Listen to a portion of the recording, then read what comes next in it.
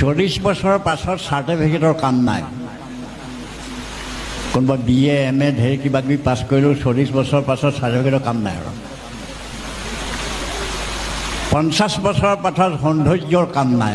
50 বছৰৰ পাছত চেহেৰাটো বেয়া হৈ যায় নহয় আৰু। 60 বছৰৰ পাছত আসনৰ কাম নাই। আপুনি অফিচাৰ হৈ বহি আছে, 60 বছৰৰ পাছত আপোনাৰ সেই আসনৰ কাম নাই, আপুনি নাপায় এখন আসন। আপুনি 60 বছৰলৈকে অফিচাৰ হৈছে, ৰজা হৈছে, চাহাব হৈছে, আছে। অৱশ্যে ৰাজনীতি কৰাবিলাকৰ কথা বেলেগ। 60 বছৰৰ পাছত যেতিয়া আপুনি ৰিটায়াৰ হ'ব, সেইখন আসনৰ মূল্য নাই আৰু, আপোনাৰ কাৰণে নহয় এখন। 70 বছৰৰ পাছত টকা পইচাৰ কাম নাই। আপোনাৰ ঢেৰ টকা আছে, ঢেৰ কাম কৰিবলৈ মন আছে, কিন্তু আপোনাৰ শক্তিয়ে নোকোলায় 70 বছৰৰ পাছত। আৰু 90-100 বছৰৰ পাছত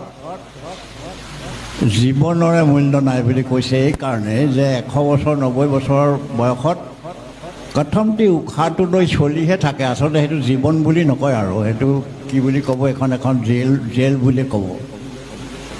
এই যে হতাশজনক যিবোৰ কথা, তাৰ মাজতে আপোনাৰ লক্ষীনাথ বেজবৰাই কিন্তু বৰ আশাব্যঞ্জক এষাৰ কথা ক'লে।